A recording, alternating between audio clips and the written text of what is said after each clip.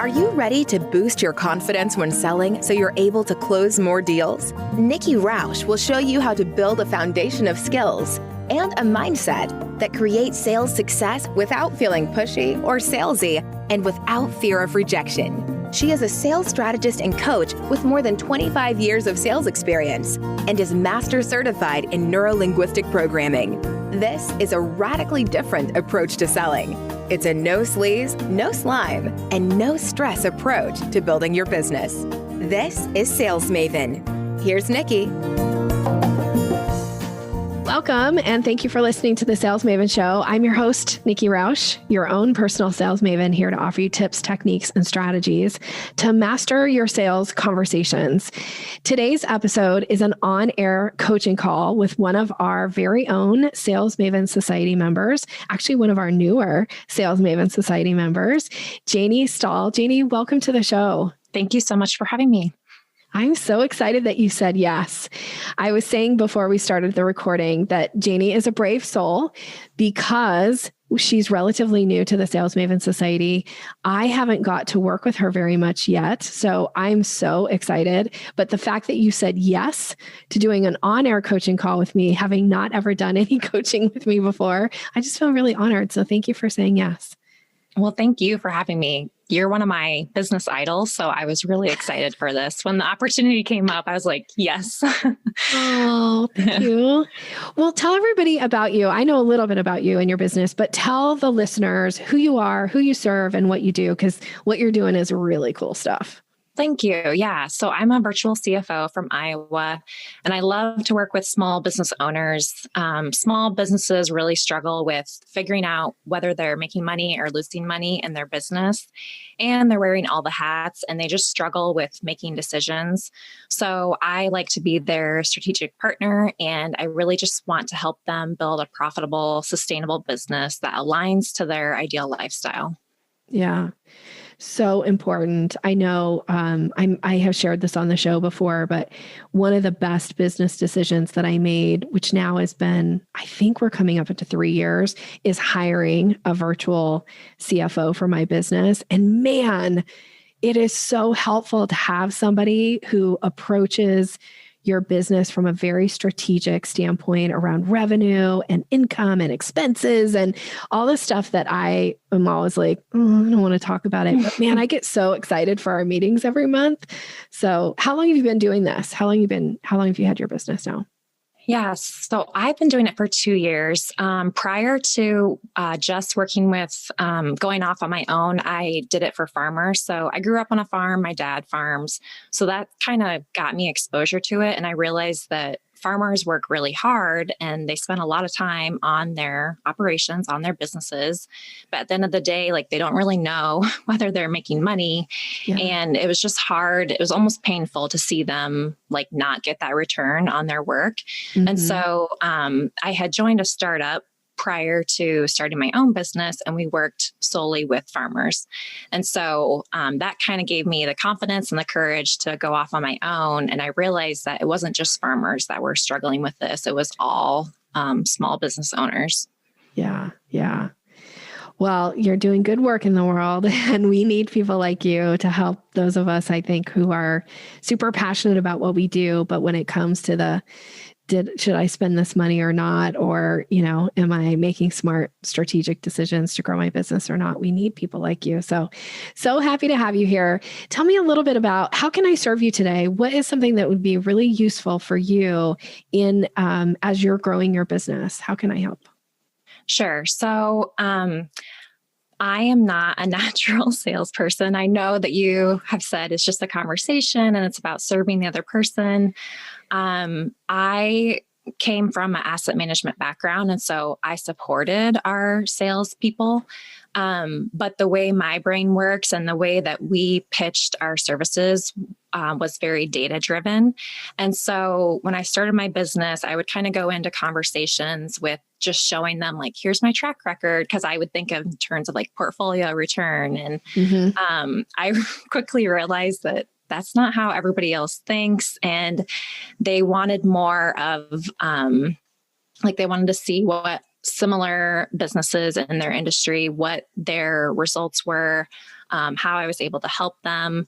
And so right now, I think what I'm struggling with is I would just want to improve my conversion rate. But along with that, I'm struggling with deciding how much to convey or to talk about in our discovery calls. Oftentimes people are reaching out to me because I came upon referral, which is great. But I just feel like I don't have a lot of time to pitch my services and to go through like, this is what we would work on. And these are the anticipated results that you would see. So I'm just wondering what I should be focused on during those discovery calls. So I love this question because how to position yourself it's one of those things that comes up a lot. And especially when you have a pretty extensive background like you do. I asked this question, it was a while back, so I'm not even sure that you were in the Sales Maven Society yet, but I had asked this question about how important is it for the person that you are a prospect that you're talking to, that they know your story. I don't know. Were you in the group when I asked this question? Do you remember this? No, I don't think I was. It was a while back. I feel like it was over the summer. So it was probably before you joined the group. But, and it was such an interesting, there was such a mix of people were like, oh, it's absolutely crucial that people know my story. I would say that there aren't a lot of places where I would agree with that wholeheartedly. I think people are much more interested in how are you going to serve them? What are the benefits that they're going to receive? And if they want to know a little bit more about you, you can ask that in a question that then leads for that discussion to happen. So I'll share with you what I think the question is, but just to answer the question kind of at the start here is that I think probably 7 out of 10, maybe even 9 out of 10 people aren't going to be that interested in, all the data behind you, right? All the things that you bring to the table. They're more interested in, are you a good listener? Are you trustworthy? Are you establishing yourself as an expert in this conversation with me? And do you know something that is going to serve me or help me? And is it something I don't already know about myself?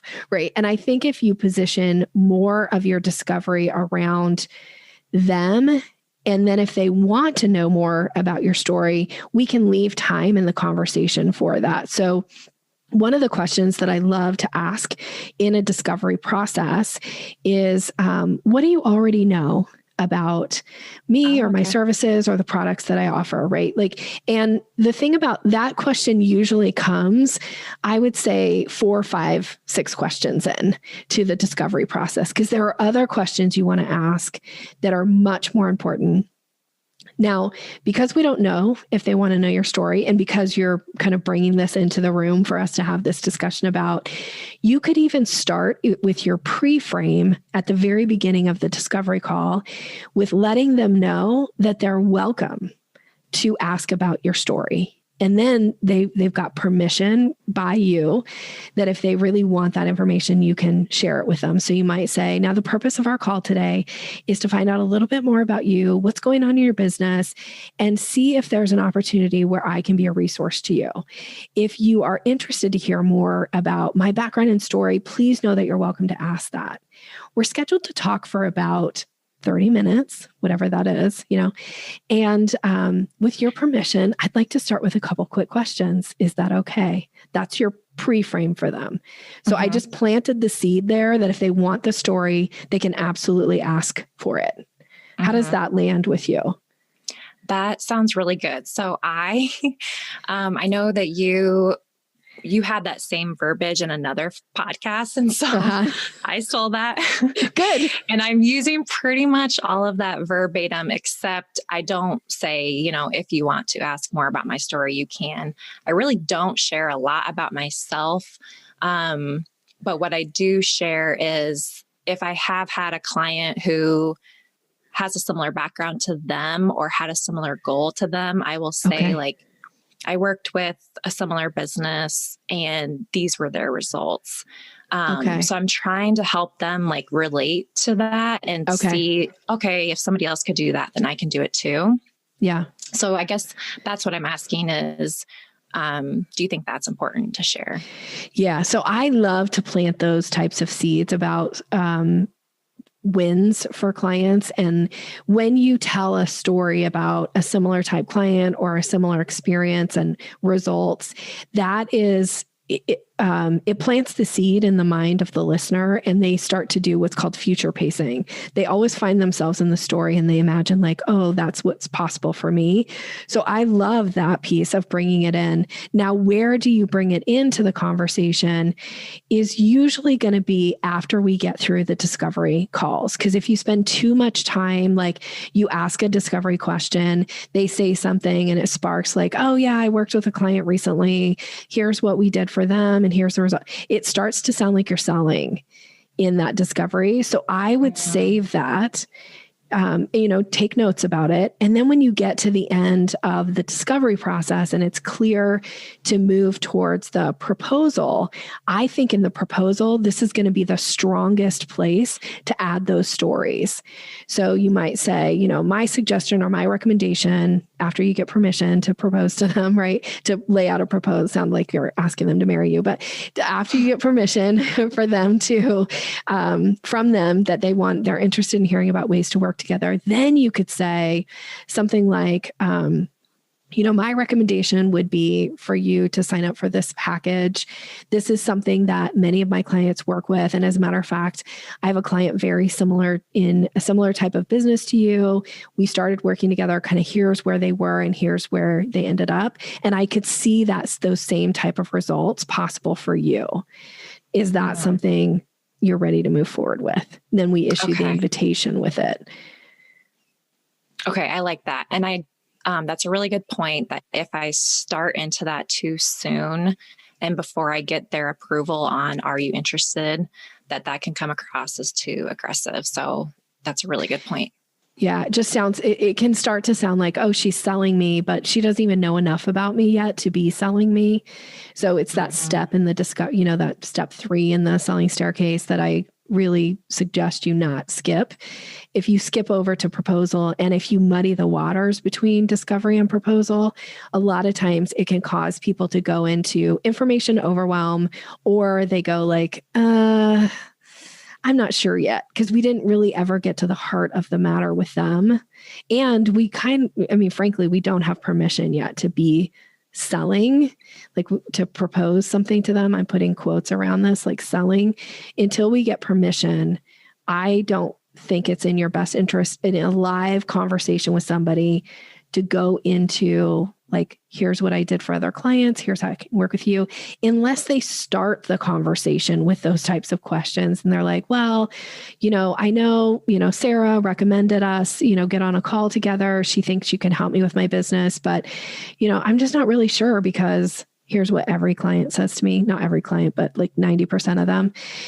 What I do is so different from other clients, right? Like everybody always I don't know if people tell you this, but all of my sales clients tell me how what they sell or how they sell is so different than everybody else. Do you ever get that?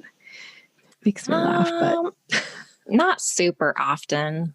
But Okay. Well, then it might not be relevant. But if they're saying, well, what I do is so unique, I'm just not really sure that having a CFO is the right solution for me, then it's an opportunity for you to say, that's a common concern. I worked with a client recently who that was kind of what they started out thinking. They decided to move forward with working with me. Here's kind of where they were in their business. And here are some of the places that we found some missing links or some blind spots, or we were able to actually reduce their expenses by 20% or whatever it is. And I would say be careful here of not telling them how you did it. Tell them what you did. Because if you start telling them how you did it, then pretty soon they're like, well, I don't need to hire you because you just gave me all the information of how I can go do this myself. Mm-hmm. And the fact of the matter is, if they could have done it themselves, they would have already done it. So they do need to hire you, right? So I think you can plant a seed there if they're asking like, I'm not really sure how a CFO would even work in my business. Then you bring in a story. Then you tell a client example. And that kind of feeds the people who are externally referenced, that they want to know, what are others doing? And if they're asking you, like, what type of other clients have you worked with? Have you ever worked with somebody in our industry before? These are times to bring in those stories. Okay. I like that. Okay. And you can always ask them, what questions do you have for me? What questions come to mind so far? Because that's also an opportunity for them to go, well, I'm just wondering about, this, that, or the other, or could you really work with somebody in my industry? Or should I be just hiring a position, internally? Like, do we need an internal CFO versus an external CFO? This is another good time to share a story. I had a client who ended up having to do, I'm just making up your stories now. Don't make up your stories, only tell real ones, but I'm just making them up as to like what it could possibly be. Like, I had a client who did have a CFO. The CFO left the business, whatever, they did layoffs or whatever. And so what they found was they were really missing that piece, but the business really couldn't afford a full-time CFO. This is where bringing in somebody like me who can still advise and help you with strategy is a good solution when you can't, or it doesn't make sense for your business to have a full-time on-staff CFO. Because the CFO is that's a high-level paid position, right, in an organization. So them getting access to you is a huge advantage to growing their business. Yeah. So one thing that, another thing that kind of goes into my track record, I guess I would say, is I really try to have my clients' increased profit margin exceed my fee. Do you think it's important for me to mention that, or would you also say only if they ask about it?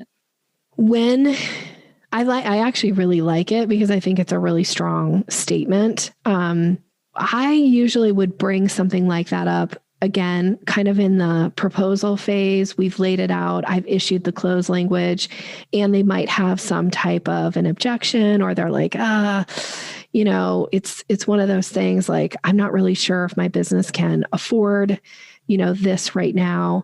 Then I think that's a really good place to say the intention behind bringing me in is that the money that will actually either grow or save you in your business will more than pay for this position. That is a really good time to bring that in. Like, that's the intention behind a CFO. And frankly, as your CFO, I wouldn't even recommend that you hire somebody who ends up costing you more money than if you didn't have, right? Like, so stand in your place of authority and expertise here and really say that in the way that you would say it. Okay. I like that. Yeah. That leads to my next question, which is, how can I get people to say yes on the call?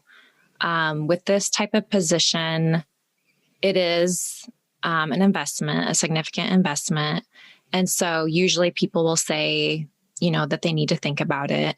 And I've used your recommendation that I try to always get another meeting scheduled.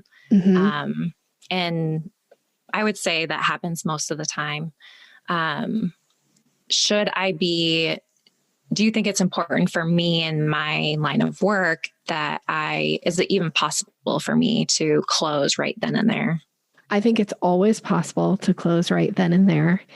It's not going to be always possible in every single deal or every single conversation.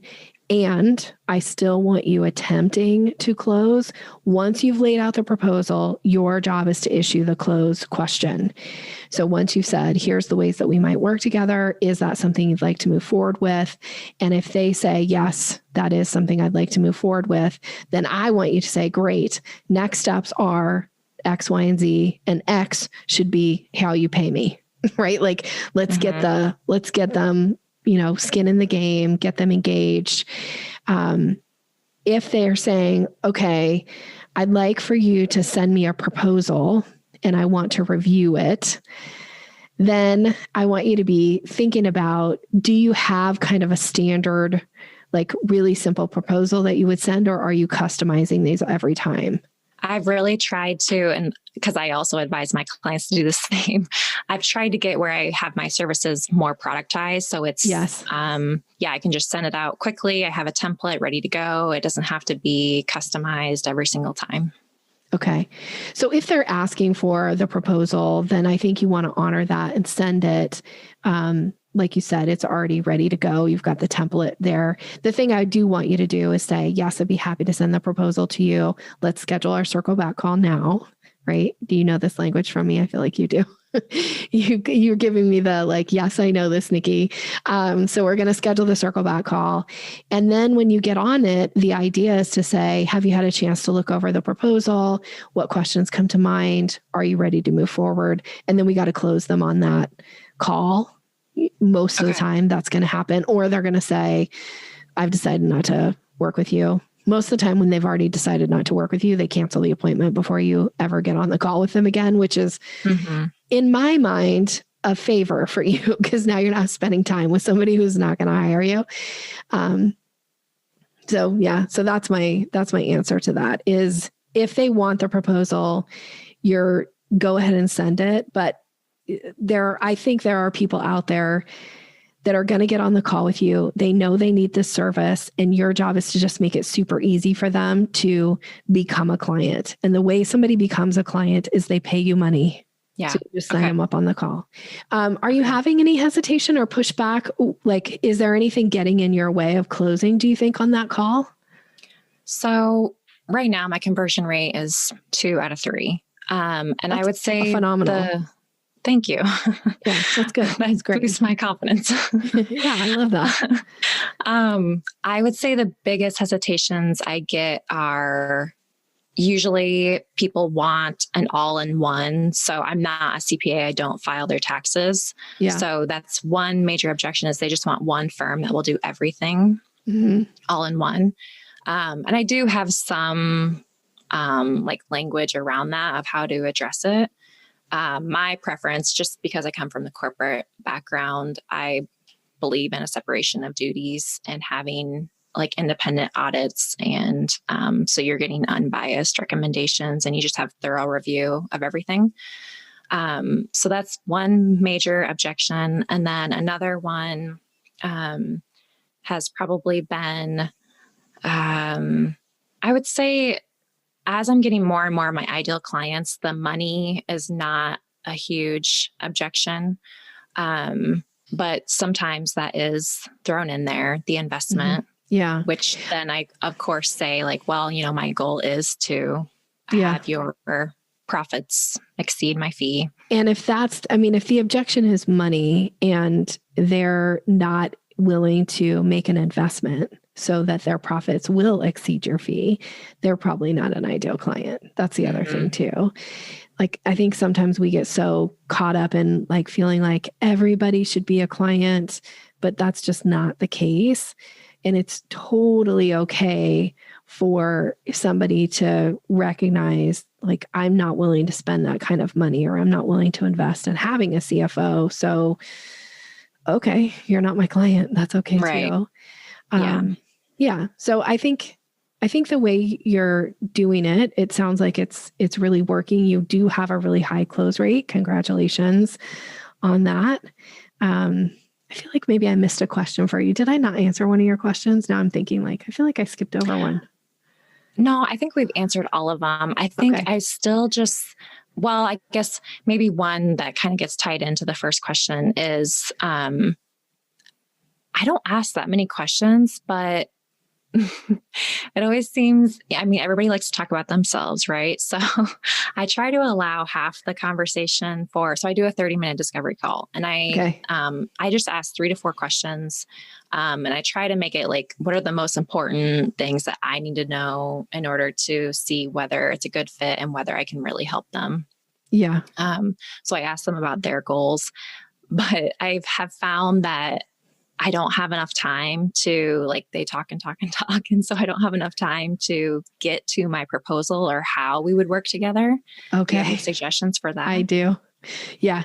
So, one, it makes me want to know what are your questions that you're asking because they might be too open-ended. Okay. So the first one is, where would you like your business to be 1 year from now? And what do you think is needed to get there? Okay. The second one is, if you had to prioritize your goals, such as whatever they mentioned, but usually it's paying yourself more, establishing an emergency cash savings, or just having a more consistent cash flow, which of those is the highest priority? Okay. And then I'll just ask like some of the logistics, like, do you have a bookkeeper? Do you already have an accounting system set up? So that I know what kind of package is going to be the best fit for them. Okay. So I like those questions. There aren't any that jump out that make me go like, the first question, read the first question to me one more time, the way that you say it. It's, where's your goal? What's your goal in 1 year? And what do you think is the struggle to get there? Is that how you said it? Yep. Okay. The only way that I would change that is like, what is your goal for next year? And where are you in relation to reaching the goal? Right? Like, okay. Or you could ask, what do you think your biggest struggle is right now in regards to your business? Okay. That's another question that you might not. Now it's an open-ended question, so you can get a lot of story. So the questions that I'm not hearing in the process is, having a CFO on your team usually can range between, I'm just making up pricing now, $350 a month to $1,000 a month. Have you already thought about what you know you're wanting to invest to bring somebody onto your team to help grow your business? Like you could frame that question because they might be like, wait, what? Like, oh, I'm supposed to be thinking about the investment. I also like to plant the seed that it's an investment. Mm-hmm. That's another way. And then, is that really enough information with those kind of 4 or 5 questions? Is that enough information for you to propose to them the solution? Do you feel like in those questions, you get the answers that give you what you need to make a proposal? Yeah. So, I should mention, I also ask questions up front when they go to schedule the discovery call. Okay. And from there, I ask them, why do you want to work with me? And then which package are you most interested in? So I have a VIP day for somebody who just needs to make a decision right now and they want to move on with it.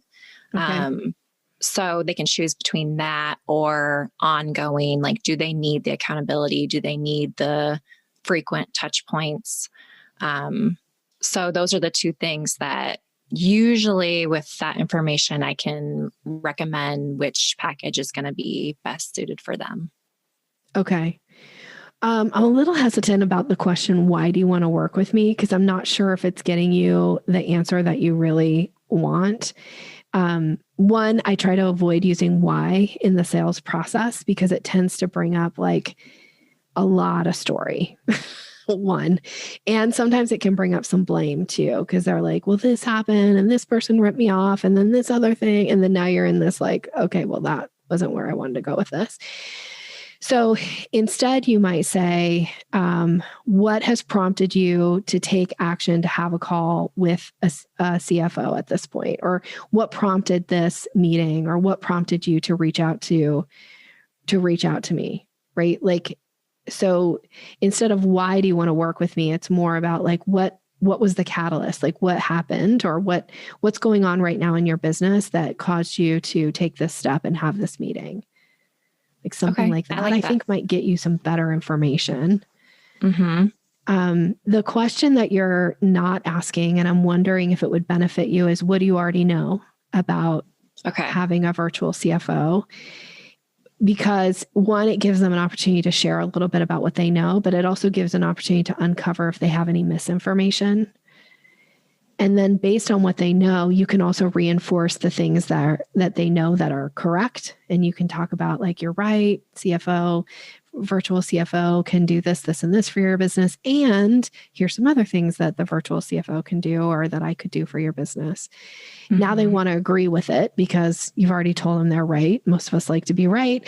Now we're on to this like, oh, and here's some additional information too. So I'm wondering if you might want to work that question in. Okay. I do like that because I think part of my struggle is there's such a wide array of knowledge on the topic and the subject. And people usually, if they want to work with me, like they don't have a whole lot of confidence around their business finances. But I find that I just go into it assuming that I start with like a very basic knowledge level, assuming that they don't know a whole lot. But that's where I get into trouble and feel like I have to explain a lot about the process or fill in the gaps. And so it would be helpful for me to know, what do they know? What do they not know? Yeah. What do you already know about having a virtual CFO on your team? Or you can frame the question any way you want, but what do you already know about? And then you insert whatever the context is. And I love that question. It's one of my favorite questions to ask because it usually gives you like really meaty answer of something that you can use that makes it easy for you to earn the person's business if they're a right fit client for you. So I love that question for you. All right. Okay. So I feel like we covered a lot of territory around the discovery call today. So I want to thank you and ask you kind of as we're wrapping up this part, was there anything that we didn't get to that you were like, dang, I really wanted to ask Nikki this? Otherwise we're going to start to wrap up today. No, I don't think so. I think, I love, having I'm going to probably get to the get-go here, but I love having your responses on like, how should I word this email in the Sales Maven Society? But it would be awesome if you could just be on my shoulder on every conversation and every pitch. But I think at some point, if you stay in the Sales Maven Society, you will feel like I am, because people tell me all the time, like, I heard your voice and your voice said, I'm always laughing because I'm like, I love how many times I'm in meetings or in client conversations with my clients that take me into the meeting. Like, I know Nikki would say this here. So it's coming. So maybe I kind of jumped the gun here because I wanted to ask you as we wrap it up, like what has been one benefit, and maybe that's the one you wanted to say, which is fine, of being a part of the Sales Maven Society, especially somebody who's only been in there for, I think you're in month 2. Is that right? Yes. Yep. Yeah. So I love to implement right away. So I'm halfway through your materials and I love those. Because I've digested every single podcast, every free training that you've put out there, but just the additional course material has helped me as well. And there's even more meat in there. And then I would say too, I know this is a common response you get, but it is helpful to be able to say like, okay, this is what I'm asking in my discovery call, or I was going to put this in my email. Do you agree with this? How can I reword it? That's super beneficial. But I think too, I realized that once you get to year 2, year 3, there aren't a lot of resources out there for business owners who are at that stage of their business. And so I just value the strong community that you have in the Sales Maven Society, and that so many people are either in the same shoes that I'm in, or they're a little bit further ahead of me. And so I really respect everybody's diverse opinions and their breadth of experience as well. Yeah, thank you. It is a phenomenal group, and it's interesting because we do have people in there that are all in all different stages of their business. I know we have at least 1, maybe 2, maybe more members that are 7-figure businesses. We have people that are just starting out. I know we just had somebody join who is like relatively new in their business, less than a year, and kind of everything in between. So it's really fun. People will be looking to you and all of your expertise, and as you kind of go through your journey as well, and you'll be inspiring people in the group. So we're so happy to have you. Now, for people who now heard a little bit about Janey and what she's doing and probably need some CFO services in their business, we need need virtual CFOs, especially those of us who have been in business for, like you said, a couple of years. Like, this is the time where bringing somebody in is so important. So how can people get in touch with you? How can they find out more about you and your services? Yeah. So my website is janeystahl.com. And then my Facebook, Instagram, all the social media is also my name, Janey Stahl. Will you spell it for people? Because yeah, it is a different spelling. So it's Janey and Stahl. Yeah, perfect. Okay. And then did you say you had a download for people? I do. So if they go to my website, and I can give you the link to this as well. But it's a free guide to help them set their prices so that they're not just looking at their competitors' pricing, and it's a little bit more tied to their revenue goal and to their personal goals. Awesome. Thank you. So that will be in the show notes. Send that link to Melissa if you haven't already, so that she gets that download in the show notes for people so they can go and get this pricing guide, which we all need help with pricing, right? So I love that too. Thank you so much for being here. It was such a joy to learn more about you and your business. And I can't wait to hear in the society, how are the discovery calls going with the pre-frame, with bringing the story in, like with the invitation to always move to the next step. Like, I'm super excited to hear how this goes for you. Thank you. I'm excited to implement and get to work. So thank you so much for this opportunity. Yeah, you're welcome. Okay, so for you as a listener, if you would like to come hang out with us in the Sales Maven Society, where there is this incredible group, and in addition to that, this is an opportunity, a place for you to come and ignite your sales. You get access to me. You get access to training content. This is a place where you bring your questions, your concerns, your language, and looking for feedback and suggestions. This is where this all happens. So the idea is this is going to boost your confidence in all of your sales situations. You can join the Sales Maven Society right now by going to www.salesmavensociety.com. And if you enter the coupon code 27TRIAL, it will take a substantial amount of money off of your first month of membership, and you can come and join for $27 for your first month. Membership is $107, so that's an $80 savings on your first month. Check it out and see if this is the group for you.